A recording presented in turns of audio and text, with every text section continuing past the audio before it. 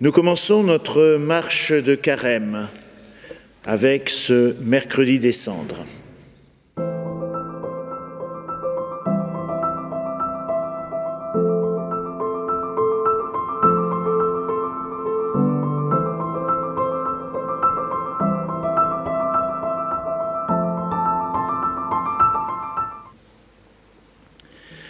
De l'Évangile de Jésus-Christ selon saint Matthieu.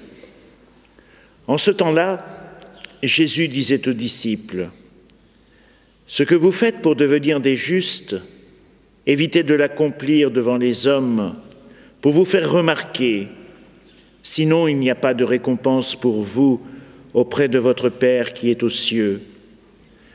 Ainsi, quand tu fais l'aumône, ne fais pas sonner de la trompette devant toi comme les hypocrites qui se donnent en spectacle dans les synagogues, dans les rues, pour obtenir la gloire qui vient des hommes.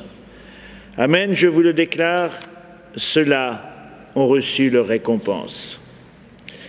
Mais toi, quand tu fais l'aumône, que ta main gauche ignore ce que fait ta main droite, afin que ton aumône reste dans le secret. Ton Père, qui voit dans le secret, te le rendra. Et quand vous priez, ne soyez pas comme les hypocrites qui aiment à se tenir debout dans les synagogues et au carrefour pour bien se montrer aux hommes quand ils prient. Amen, je vous le déclare, ceux-là ont reçu leur récompense. Mais toi, quand tu pries, rentre dans la pièce la plus retirée, ferme la porte et prie ton Père qui est présent dans le secret. Ton Père qui voit dans le secret te le rendra. Et quand vous jeûnez, ne prenez pas un air abattu comme les hypocrites. Ils prennent une mine défaite pour bien montrer aux hommes qu'ils jeûnent. Amen, je vous le déclare, ceux-là ont reçu leur récompense. Mais toi, quand tu jeûnes, parfume-toi la tête, lave-toi le visage. Ainsi ton jeûne ne sera pas connu des hommes, mais seulement de ton Père qui est présent au plus secret. Ton Père qui voit au plus secret te le rendra. Voici donc revenu ce temps du carême. Comme Moïse quittant son peuple pour gravir la montagne et rester longuement dans le silence face à Dieu, comme Élie, le prophète fugitif, passionné par Dieu, qui dans sa fuite rencontre son Seigneur non dans le vent violent ou l'ouragan, mais dans la douceur de la brise, dans la fente du rocher, comme Jésus, qui 40 jours dans le désert goûta la présence de Dieu son Père comme on goûte l'eau de la source après la soif. Voici le temps de revisiter nos attachements et nos détachements. Dans la prière, le jeûne, l'aumône, le texte que nous venons de le partager nous le dit clairement. Quand tu fais l'aumône, quand vous priez, quand vous jeûnez. Alors c'est vrai, il est naturel en ce temps de carême de penser d'abord détachement. À quoi allons-nous renoncer? Au chocolat? À la viande le vendredi? Au restaurant? Mais malheureusement, ce renoncement est plus qu'un choix imposé pour nous. Bien sûr, le renoncement a du sens. Mais peut-être qu'avant de parler de détachement, nous faut-il d'abord revisiter et renforcer certains de nos attachements.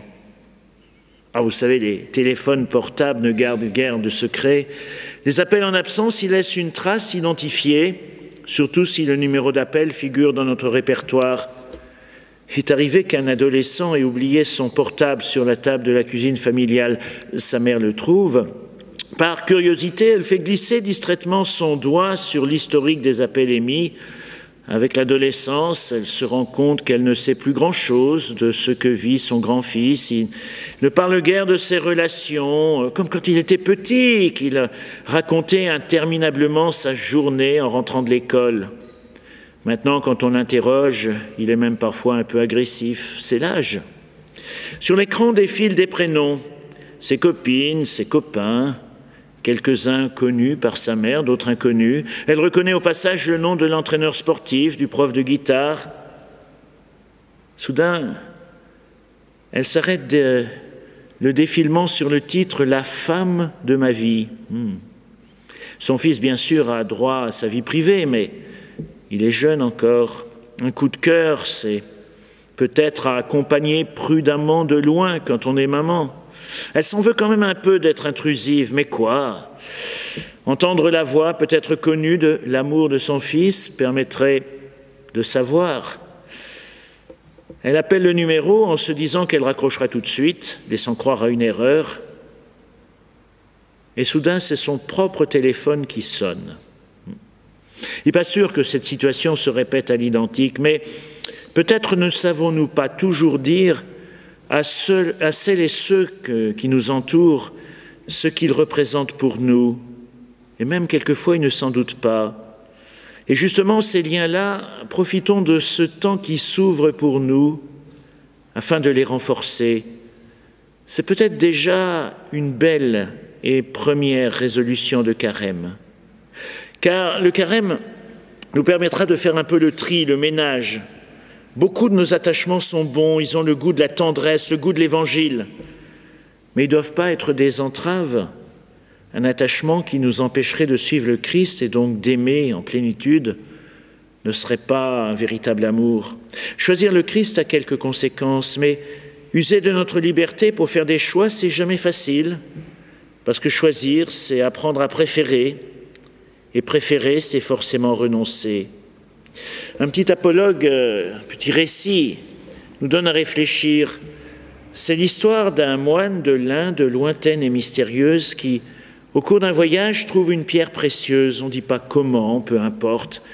Intrigué par la beauté de cette pierre, il la contemple longuement en louant le Créateur qui avait mis dans sa création de telle beauté, puis il la met dans sa pauvre besace de voyageur et poursuit son chemin vers son lointain monastère. Ce n'était pas la valeur de cette pierre qui l'avait attiré, mais sa beauté, puis il n'y pense plus. La route était longue, les rencontres multiples, fréquentes.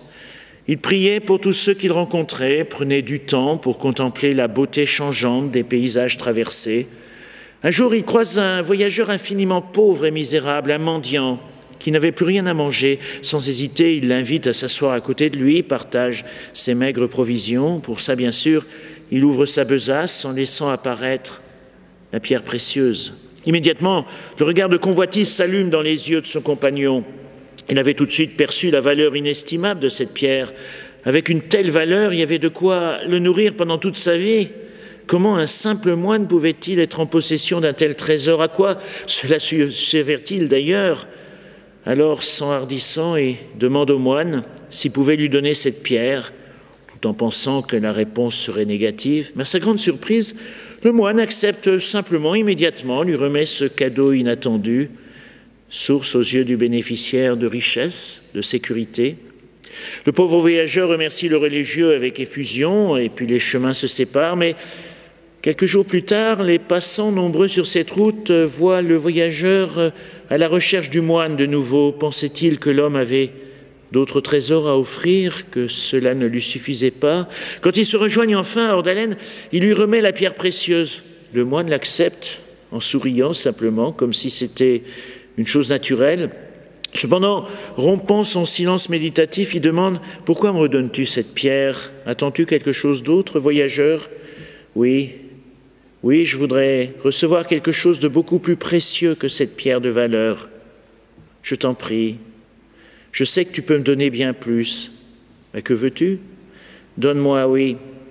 Donne-moi ce qui t'a permis de me donner ce trésor. » On dit que ce voyageur mendiant resta pauvre, infiniment généreux, pendant toute sa vie, mais que son visage jusqu'au dernier de ses jours rayonnait de bonheur.